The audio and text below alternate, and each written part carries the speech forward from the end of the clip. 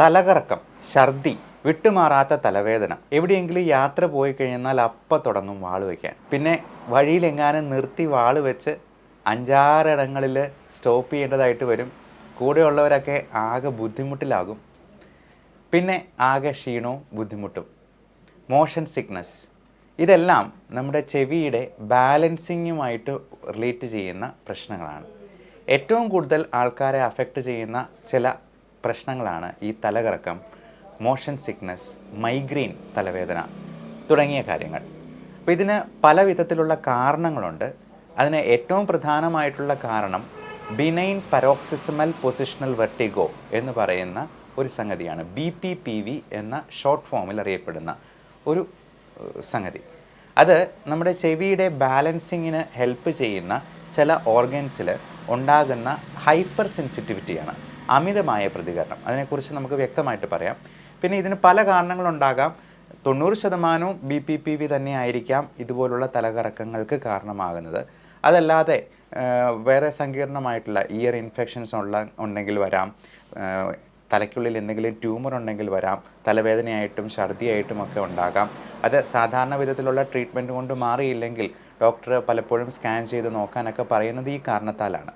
എന്നാലും ഈ BPPV എന്ന് പറയുന്ന അസുഖം ഏറ്റവും കോമൺ ആയിട്ട് പ്രശ്നങ്ങൾ ഉണ്ടാക്കുന്ന ഈ സംഗതി നമുക്ക് വീട്ടിൽ തന്നെ ചെയ്യാവുന്ന ലഘു വ്യായാമങ്ങൾ കൊണ്ട് അത് പൂർണ്ണമായിട്ടും തന്നെ കൺട്രോൾ ചെയ്യാം, മാറ്റിയെടുക്കാം. അതല്ലാണ്ട് ഇതിന് മരുന്ന് സ്ഥിരമായിട്ട് കഴിച്ചുകൊണ്ടിരിക്കുന്നവരുണ്ട്. അങ്ങനെ മരുന്ന് കഴിക്കുന്നത് ഇതിന് അഭികാമ്യമല്ല എന്നും കൂടി പറയട്ടെ. ഇതുപോലുള്ള കാര്യങ്ങൾക്ക് മരുന്നുകൾ നമ്മൾ ഉപയോഗിക്കുന്നത് ഇതിൻ്റെ ഈ ഹൈപ്പർ സെൻസിറ്റിവിറ്റിയെ സപ്രസ് ചെയ്യാനായിട്ടാണ്. അങ്ങനെ സപ്രസ് ചെയ്യുമ്പോൾ ഇത് പൂർണ്ണമായിട്ടും ഈ അസുഖം മാറുകയല്ല ചെയ്യുന്നത്, പകരം തൽക്കാലത്തേക്ക് ഒരു ആശ്വാസം കിട്ടുക മാത്രമാണ്. നമുക്കിതിൻ്റെ സാങ്കേതിക വശം ഒന്ന് പരിശോധിക്കാം. ഇതിൻ്റെ വ്യായാമങ്ങളെക്കുറിച്ചും വിശദമായിട്ടൊന്ന് പറയാം. നമസ്കാരം, ഞാൻ doctor Bipin Jose, Pulma medical centre, Pala, Kanjirappally and Sultan Bathery.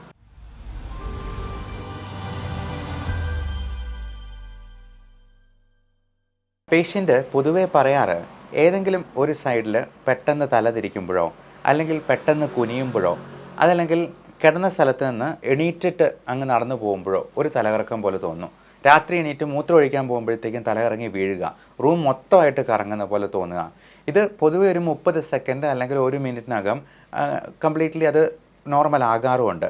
പക്ഷേ ഓരോ തവണ ഈ ഒരു ദിശയിലേക്ക് തല തിരിക്കുമ്പോൾ ഈ തലകറക്കം വീണ്ടും വീണ്ടും വന്നുകൊണ്ടിരിക്കുകയാണ്. അപ്പോൾ ഇത് എന്തുകൊണ്ടാണ് സംഭവിക്കുന്നത് എന്നുള്ളത് നമുക്കെല്ലാവർക്കും ഒന്ന് മനസ്സിലാക്കാം. ചെവി കേൾവിക്ക് മാത്രമല്ല ഇയർ ബാലൻസിങ്ങിനും കൂടി, അതായത് നമ്മുടെ ബോഡി ബാലൻസ് കീപ്പ് ചെയ്യാനും കൂടി അത്യാവശ്യമാണ്. ചെവിയുടെ ബാലൻസിങ്ങിന് 3 പ്രധാനമായ കുഴലുകളുണ്ട്. അത് പല ഡയറക്ഷൻസിലാണ് ഇരിക്കുന്നത്. ഈ കുഴലിൻ്റെ ഉള്ളിൽ ചെറിയ വെള്ളം പോലത്തെ ഒരു സാധനമുണ്ട്, കൂടാതെ കാൽഷ്യം ക്രിസ്റ്റൽസ് ഉണ്ട്. അപ്പോൾ നമ്മൾ ചെവി ഒരു സ്ഥലത്തേക്ക് തിരിക്കുമ്പോൾ അതിനകത്തേക്ക് ഉള്ള വെള്ളം അങ്ങോട്ടും ഇങ്ങോട്ടും മാറിക്കൊണ്ടിരിക്കും. ഈ നീക്കം കൊണ്ട് നമ്മുടെ തലച്ചോറിലേക്ക് സിഗ്നൽ പോകും. അതാണ് നമ്മുടെ ബാലൻസിനെ കീപ്പ് ചെയ്യാനായിട്ട് നമ്മുടെ ബ്രെയിനിനെ സഹായിക്കുന്നത്. അപ്പോൾ നമ്മൾ ഈ വ്യക്തി തിരിയുമ്പോൾ തല അങ്ങോട്ടോ ഇങ്ങോട്ടോ മാറുമ്പോഴത്തേക്കും ഈ പറയുന്ന മാറ്റം ഉണ്ടാകുന്നുണ്ട്. അതേപോലെ തന്നെ ഇതിൻ്റെ ചെവിയുടെ ബാലൻസിങ് ഓർഗനിൻ്റെ ഒരു ഭാഗത്ത് കാൽഷ്യം ക്രിസ്റ്റൽസും ഉണ്ടാകും. ഈ കാൽഷ്യം കല്ലുകൾ ചിലപ്പോൾ തെറ്റിപ്പോയി അത് കുഴലിൻ്റെ ഉള്ളിലോട്ട് കയറിപ്പറ്റാനുള്ള സാധ്യതയുണ്ട്.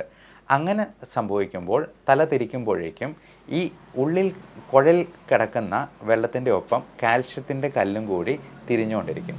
അങ്ങനെ തിരിയുമ്പോഴേക്കുമാണ് ഈ തലതിരിക്കൽ നിർത്തിക്കഴിഞ്ഞാലും കാൽഷ്യത്തിൻ്റെ കല്ല് ആ വെള്ളത്തിൽ കൂടി ഇപ്പോഴും സഞ്ചരിച്ചിരിക്കുന്നത് കൊണ്ട് നമുക്ക് തലച്ചോറിലേക്ക് സിഗ്നൽ പോയിക്കൊണ്ടിരിക്കും. അത് നമുക്ക് തലകറക്കം വീണ്ടും വീണ്ടും ഉണ്ടാക്കിക്കൊണ്ടിരിക്കും, തല ചുറ്റിക്കൊണ്ടേയിരിക്കും. അപ്പോൾ ഇത് കാരണമാണ് പേഷ്യൻറ്റിന് ചില പ്രത്യേക ദിശയിലേക്ക് തല തിരിക്കുമ്പോഴത്തേക്കും തല നല്ലപോലെ ചുറ്റും, റൂം മൊത്തമായിട്ട് തല കറങ്ങുന്ന പോലും. എന്നാൽ ഒരു 30 സെക്കൻഡ് കൊണ്ട് ഏറിപ്പോയെന്ന ഒരു 5 മിനിറ്റ് കൊണ്ട് തലകറക്കം നിന്ന് പോകും. പക്ഷേ അതിനുള്ളിൽ ചിലപ്പോൾ ആൾ താഴെ വീണ് അപകടം പറ്റാനുള്ള സാധ്യതയുണ്ട്. അപ്പോൾ ഇതിൻ്റെ കാരണം കൃത്യമായിട്ട് കണ്ടുപിടിക്കുക. അത് അതിൻ്റെ ചികിത്സ എന്താണെന്ന് നമുക്ക് നോക്കാം. നമുക്ക് OPD തന്നെ ഒരു പൊസിഷണൽ ടെസ്റ്റ് കൊണ്ട് ഇത് നമുക്ക് കണ്ടുപിടിക്കാം, ഡയഗ്നോസ് ചെയ്യാം. അപ്പോൾ പേഷ്യൻറ്റിനെ ഒരു ബെഡിലോ എക്സാമിനേഷൻ ടേബിളിലോ നമ്മൾ കിടത്തുക, തല അങ്ങോട്ടും ഇങ്ങോട്ടും തിരിച്ചു നോക്കും. അപ്പോൾ BPPV ആണ് നിങ്ങളുടെ തലചുറ്റലിൻ്റെ കാരണമെങ്കിൽ പേഷ്യൻറ്റിന് ഒരു പ്രത്യേക ദിശയിൽ എത്തുമ്പോഴത്തേക്കും തല തിരിക്കുമ്പോഴത്തേക്കും തലകറക്കം അനുഭവപ്പെടും. അത് ഒരു 30 സെക്കൻഡ് കൊണ്ട് നിൽക്കുകയും ചെയ്യും. അപ്പോൾ ഇതിനെയാണ് പൊസിഷണൽ ടെസ്റ്റിംഗ് എന്ന് പറയുന്നത്. അപ്പോൾ അതിൻ്റെ ട്രീറ്റ്മെൻറ്റ് അപ്പം തന്നെ നമുക്ക് OPDയിൽ നിന്ന് ചെയ്യാറുണ്ട്. അപ്പോൾ അത്യാവശ്യം ഉള്ളപ്പോഴത്തേക്കും അതിനുള്ള മരുന്നുകൾ നമ്മൾ കൊടുക്കാറുമുണ്ട്. പ്രത്യേകിച്ചും ബീറ്റാഹിസ്റ്റിൻ പോലുള്ള മരുന്നുകൾ, നമ്മൾ സ്റ്റുജറോൺ പ്ലസ് എന്നൊക്കെ പറയുന്ന മരുന്നുകളൊക്കെ പലപ്പോഴും പലരും കഴിച്ചിട്ടുണ്ടാവും. വെർട്ടിൻ എന്ന് പറയുന്ന ബ്രാൻഡ് നെയിമിലുള്ള മരുന്നുകളും ഒക്കെ കൊടുക്കാറുണ്ട്. പക്ഷേ ഇത് താൽക്കാലികമായിട്ട് നമ്മളിതിനെ ഒന്ന് അബോലിഷ് ചെയ്യാനായിട്ട് മാത്രം, അബോർട്ടീവ് ട്രീറ്റ്മെൻറ്റായിട്ട് മാത്രം കൊടുക്കാൻ പറ്റുന്നതാണ്. ഇനി മൈഗ്രെയിൻ എന്ന് പറയുന്ന പ്രശ്നം പ്രസിപ്പിറ്റേറ്റ് ചെയ്യുന്ന ഒരുപാട് കാരണങ്ങളുണ്ട്. പലതരത്തിലുള്ള ഭക്ഷണങ്ങൾ, പലതരത്തിലുള്ള പ്രസിപ്പിറ്റേറ്റിംഗ് ഫാക്ടേഴ്സ് ആയിട്ടുള്ള ഭയങ്കര ശബ്ദം, ഭയങ്കരമായിട്ട് വെളിച്ചം നമ്മുടെ കണ്ണിലേക്ക് അടിക്കുമ്പോൾ, ഭയങ്കര ചൂട്, എനിക്ക് നല്ല സൺലൈറ്റ്, നല്ല ചൂടത്ത് മുഖത്തോട്ടടിക്കുമ്പോഴത്തേക്കും തലകറക്കം അല്ലെങ്കിൽ തലവേദന തുടങ്ങും, മൈഗ്രെയിൻ ആയിട്ടുണ്ടാകും. അതുപോലെ ഭക്ഷണം കഴിക്കാൻ താമസിച്ചു പോയെന്നാൽ, മദ്യം പോലുള്ളത് കൂടുതൽ കഴിച്ചെന്നാൽ, മിൽക്ക് പ്രോഡക്ട്സ്, ചോക്ലേറ്റ് ഒക്കെ കഴിച്ചെന്നാൽ ഇത് പ്രശ്നം ഉണ്ടാക്കും. അതുപോലെ ഭയങ്കര ശബ്ദം, ചെണ്ടമേളം പോലത്തെ ശബ്ദം കേൾക്കുമ്പോൾ എനിക്ക് മൈഗ്രെയിൻ ഉണ്ടാവാറുണ്ട്.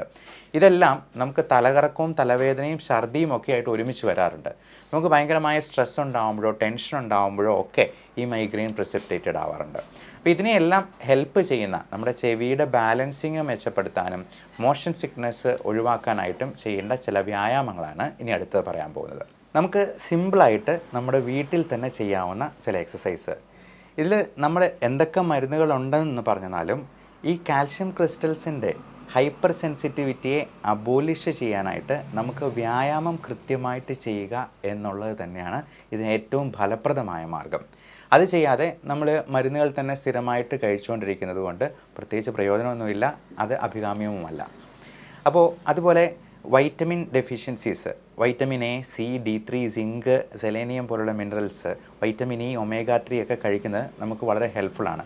വൈറ്റമിൻ D3 കിട്ടാനായിട്ട് ഇളം വെയിൽ രാവിലെയും വൈകുന്നേരം അരമണിക്കൂർ നമ്മൾ ഷർട്ട് ഇടാതെ മുറ്റത്തൂടെ നടക്കുന്നത് പോലും ഹെൽപ്പ് ചെയ്യുന്നതാണ്. ഇനി വീട്ടിൽ ചെയ്യാവുന്ന എക്സസൈസിലേക്ക് നമുക്ക് വരാം.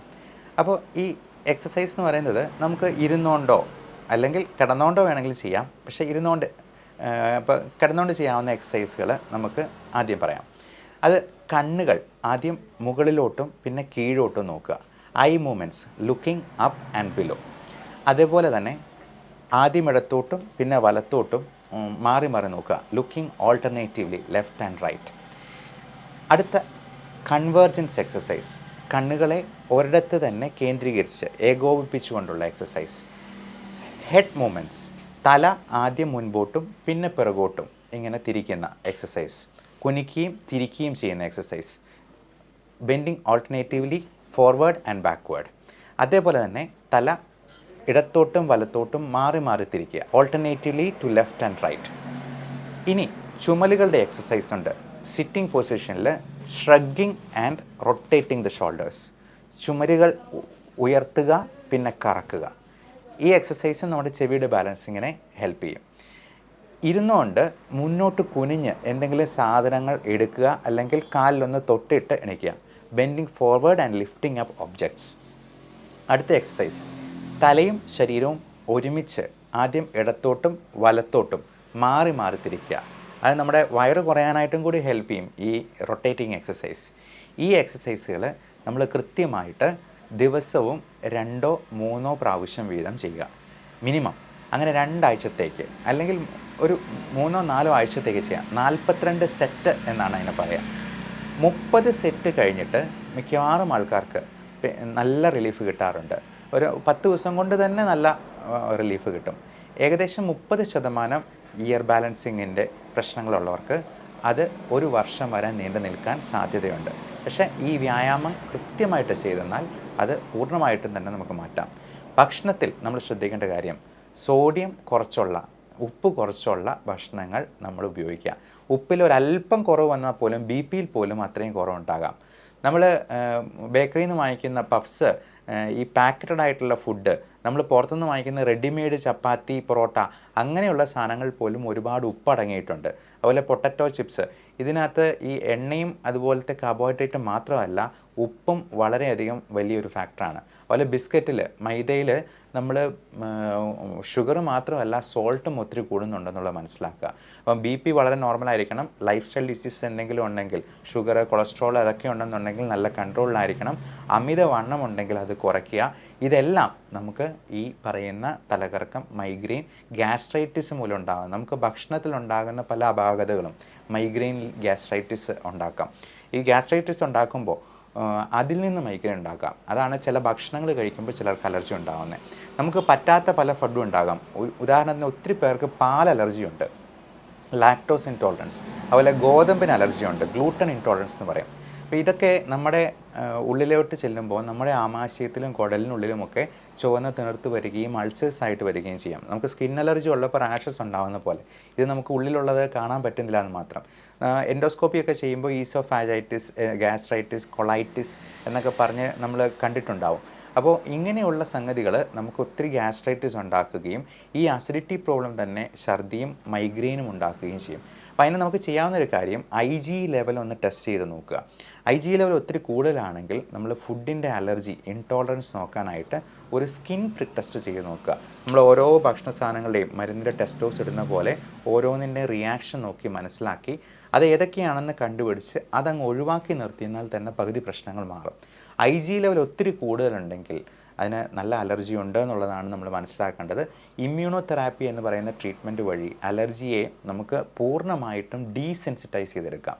അത് എത്ര ചെറുപ്രായത്തിൽ ചെയ്യുന്നു അത്രയും നല്ലത്. അല്ലെങ്കിൽ അത്രയും കാലത്തേക്ക് എത്രയും പെട്ടെന്ന് ഈ അലർജി മാറ്റിയില്ലെന്നുണ്ടെങ്കിൽ നമ്മുടെ ജീവിതകാലം മുഴുവൻ അലർജി പല തരത്തിൽ നമ്മളെ ബാധിച്ചുകൊണ്ടിരിക്കും. അത് വൈറസ് സംബന്ധമായ പ്രശ്നങ്ങൾ മാത്രമല്ല, ചിലപ്പോൾ സ്കിന്നിൽ റാഷസ്, സ്കിന്നിൽ നിറവ്യത്യാസം, പിഗ്മെൻറ്റേഷൻ, മൂക്കടപ്പ്, തുമ്മൽ, കണ്ണ് ചൊറിച്ചിൽ, ചുമ, കഫക്കെട്ട്, ശ്വാസം മുട്ടൽ, ഇത് സൈനസിൽ കഫക്കെട്ടുണ്ടായിട്ട് സൈനസൈറ്റിസ് ആയിട്ടുണ്ടാവുക, അതിൽ നിന്നുണ്ടാകുന്ന തലവേദന, ഛർദി, വിട്ട് പനി, കൊച്ചു പിള്ളേർക്കാണെങ്കിൽ എല്ലാ മാസവും തന്നെ അഡ്മിറ്റ് ആകേണ്ട കേസായിട്ട് എന്നും ആൻറ്റിബയോട്ടിക്ക് തന്നെ പോകേണ്ടി വരിക.